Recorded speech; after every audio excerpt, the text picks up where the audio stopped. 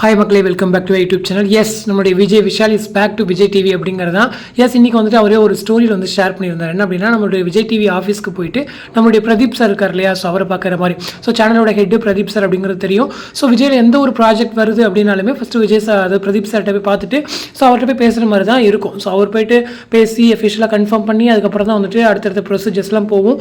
ஏதாச்சும் ப்ராஜெக்ட் வருதுனால பிரதீப் சாரே கூப்பிட்டு பேசுவார். இந்த மாதிரி ஒரு ஷோவோ ஒரு சீரியலோ வருது, இந்த மாதிரி ஒரு அப்போ சீரிஸ் வந்து ப்ரொடியூஸ் பண்ணுறோம், ஸோ இதுக்கு வந்துட்டு நீங்கள் இந்த மாதிரி ஒரு ரோல் இருக்குது, நீங்கள் பண்ணுறீங்களா அப்படின்ற மாதிரிலாம் கூப்பிட்டு பேசுவார். ஸோ அந்த வகையில் இன்றைக்கி விஜய் விஷால் வந்து விஜய் டிவி ஆஃபீஸில் பிரதீப் போய் பார்த்துருக்காரு.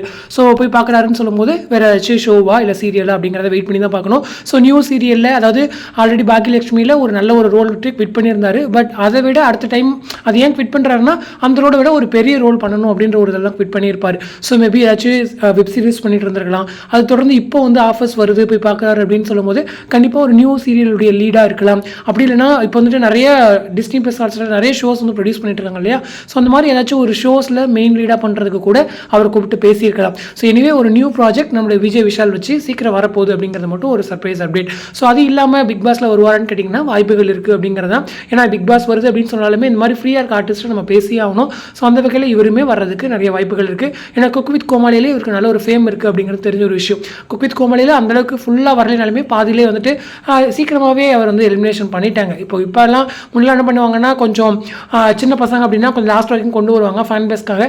பட் இவரெல்லாம் வந்துட்டு நடுவில் எலிமினேட் பண்ணிட்டாங்க. ஸோ அந்த வகையில் பிக் பாஸ்க்கு வருவாரா அப்படிங்கிறதெல்லாம் வெயிட் பண்ணி தான் பார்க்கணும். ஸோ கொஞ்ச நாளாக வந்துட்டு ஆங்கராக கூட நம்மளுடைய ஷோவில் இருந்திருப்பார். ஸோ அந்த ரெடி ஸ்டடி போய் நினைக்கிறேன் ஷோ. ஸோ அதில் இவரும் ரக்ஷனும் வந்து பண்ணிட்டு இருந்தாங்க. அதுக்கப்புறம் ரக்ஷன் குவிட் பண்ணிட்டாரு நினைக்கிறேன். ஸோ இவரும் புகழும் பண்ணிட்டு இருந்தாங்க. ஸோ அந்த வகையில் ஆங்கராக வரதுக்குமே வாய்ப்புகள் இருக்குது. அந்த மாதிரி நிறைய ஆப்பர்ச்சுனிட்டிஸ் வந்து அவருக்குமே இருக்குது. ஸோ என்ன ஒரு ப்ரோக்ராமில் என்ன இதில் ரோலில் வராரு அப்படிங்கிறத வெயிட் பண்ணி தான் பார்க்கணும். பட் எனிவே ஒரு சீக்கிரம் அவருடைய ப்ராஜெக்ட் விஜய்லையோ இல்லை ஹாட்ஸ்டார்லையோ வரப்போகுது அப்படிங்கிறது மட்டும் ஒரு கிளியரான ஒரு அப்டேட். ஸோ இந்த அப்டேட் பற்றினா உங்களோட கமெண்ட் செக்ஷன் சொல்லுங்கள். அடுத்து ஒரு இன்ட்ரெஸ்ட் அப்டேட் நெக்ஸ்ட் மீட் பண்ணுறேன். தேங்க்ஸ் ஃபார் வாட்சிங் அண்ட் பை.